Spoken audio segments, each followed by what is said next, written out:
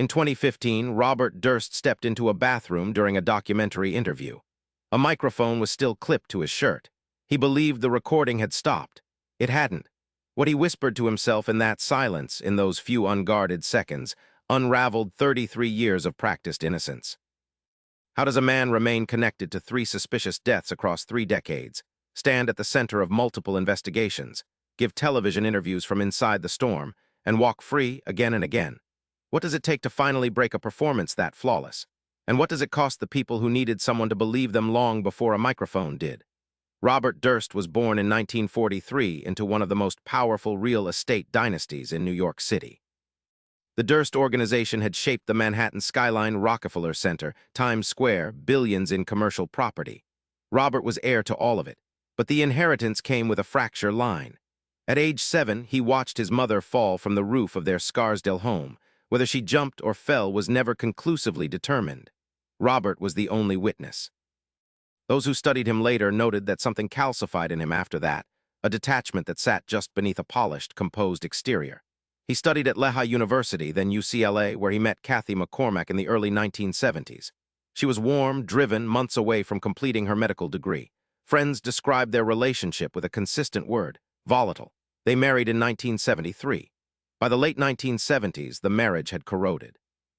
Kathy had confided to her therapist and to close friends that she was afraid of Robert. She had begun quietly documenting evidence of financial control. She had told at least one person that she did not believe she would survive the marriage. On January 31, 1982, Kathy Durst vanished. Robert told investigators he had driven her to a Westchester train station, then returned to their Connecticut home. He claimed she called him later that evening from their Manhattan apartment. No one else saw or heard from Kathy again. Her body was never found. The investigation stalled. Robert Durst, with powerful lawyers and no physical evidence against him, moved on. Kathy's family never did. What followed Kathy's disappearance was not grief in any recognizable form. Robert did not pursue answers with desperation. He did not fracture publicly. He remarried in 2000, the same year investigators in Westchester County quietly began reopening questions about Kathy. The timing of his remarriage was notable. The timing of what happened next was damning. Susan Berman had been Robert Durst's closest friend since their UCLA days. She was a true crime writer, and in 1982 she had provided investigators with a key alibi detail that helped insulate Robert from scrutiny. She knew things. By late 2000, Westchester investigators wanted to speak with her. She never got the chance. On December 24, 2000, Susan Berman was found shot execution-style in her Beverly Hills home. A single bullet to the back of the head, no forced entry, no robbery. A note was left near her body unsigned, addressed to the police, with Beverly Hills misspelled as Beverly Hills. A distinctive error, an unusual error. The case went unsolved. Robert Durst then made a decision that defied any innocent explanation. He moved to Galveston, Texas. He disguised himself as a mute woman named Dorothy Sinner and rented a room in a low-income residential building. He believed he could simply vanish.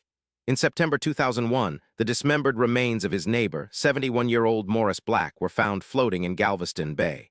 Police searched Durst's apartment. They found a bow saw, a paring knife, and evidence that Black had been dismembered in the bathtub. Durst was arrested and charged with murder. And then he walked into a Texas courtroom and turned himself into the victim. The 2003 Galveston murder trial should have been straightforward. Durst admitted to killing Morris Black. He admitted to dismembering the body. What he claimed was self-defense, an accidental discharge during a struggle. The dismemberment, his attorneys argued, was the panicked response of a man in shock. The jury believed him. He was acquitted. The acquittal sent a message Durst appeared to internalize. He could survive anything. Over the following decade, he gave interviews. He appeared calm, sorrowful, quietly besieged. He positioned himself as a man pursued by tragedy rather than justice. His composure, held so long, began functioning as its own kind of alibi.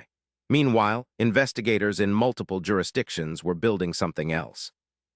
Cold case detectives in Westchester were re-examining Kathy's disappearance using tools unavailable in 1982. In Los Angeles, Susan Berman's murder file remained open, and 2 documentary filmmakers, Andrew Jerke and Mark Smerling, had begun a years-long investigation into Robert Durst's life that would become the HBO series, The Jinx. What they found changed everything. The filmmakers obtained a letter Durst had sent to Susan Berman before her death. It contained her address, It misspelled Beverly Hills as Beverly Hills. The note found at the murder scene used the exact same misspelling. When confronted with this on camera, Durst faltered. For the first time in 30 years, the composure cracked. He agreed to one final interview. To understand how Robert Durst sustained his facade for over 3 decades, you have to understand something about the psychological architecture of individuals who share his behavioral profile. Forensic psychologists studying the case have identified several consistent markers. The first is a profound disconnection from moral consequence. For such individuals, every problem is immediate and technical. How do I manage this moment, rather than cumulative? The weight of what has been done does not accumulate. The second is the strategic deployment of vulnerability. Durst was never loud in his denials. He didn't rage against investigators. He appeared confused, bereaved, quietly wronged. It was a posture difficult to categorize as performance because it was never demonstrably false, only hollow. The third is institutional asymmetry. Durst had something most suspects do not: access to exceptional legal counsel, financial resources sufficient to outlast any investigation, and the social credibility that accompanies generational wealth. He could weaponize the slowness of the system. Criminal psychologists have noted that his behavior following Kathy's disappearance fits a pattern in which perpetrators engineer their own victimhood early and sustain it through careful repetition. The grieving husband who never quite answers the question becomes a fixture, and sustained sorrow, however performed, begins to function as proof of something. What Durst didn't account for was documentation. Every inconsistency, every letter, every misspelling, it all existed somewhere. And it could all eventually be found. During the filming of The Jinx, Robert Durst stepped away from a final interview to use the restroom. The production microphone was still active. The camera was off. He believed he was alone. He was not. In the footage broadcast in the final episode of The Jinx in March 2015, Robert Durst can be heard muttering to himself. Audio experts confirmed the words, "What the hell did I do?" Killed them all, of course. The episode aired March 15, 2015. On March 14, the day before broadcast, Robert Durst was arrested in a New Orleans hotel room. Investigators had been monitoring him. He was charged with the first-degree murder of Susan Berman. The trial took years to arrive. COVID delayed proceedings. Durst arrived in court connected to an oxygen tank, frail, and diminished from the man who had charmed the press outside the Galveston courthouse in 2003. In October 2021, after a trial that laid out the misspelled envelope, the documented inconsistencies, and the bathroom recording, a Los Angeles jury found Robert Durst guilty of first-degree murder. He was sentenced to life without the possibility of parole. On January 9, 2022, Robert Durst died in a California medical facility while serving his sentence. He was 78 years old. Kathy Durst's remains were never found. Her case was never formally closed. The 3 decades she spent as an open question ended not with answers, but with the knowledge that the man she had been afraid of had finally been seen for what he was. Not in 1982, when it might have mattered most, but eventually. That word, eventually, is both the most comforting and the most devastating thing this case leaves behind. If you've been watching this channel, you already know the most disturbing cases aren't always the ones with the most violence. Sometimes the most chilling thing is how long a lie can hold, how composed a guilty man can appear, how a performance sustained long enough starts to look like the truth. There are more cases like this one. Subscribe so you don't miss them. Every week we go deeper into the cases that reveal something uncomfortable about how crime, psychology, and justice actually work, not how we wish they did. In the end, Robert Durst was not undone by a brilliant investigator or a forensic breakthrough. He was undone by a microphone he forgot was still on. 33 years of careful, practiced, meticulously maintained innocence, and what ended it was a single moment of carelessness.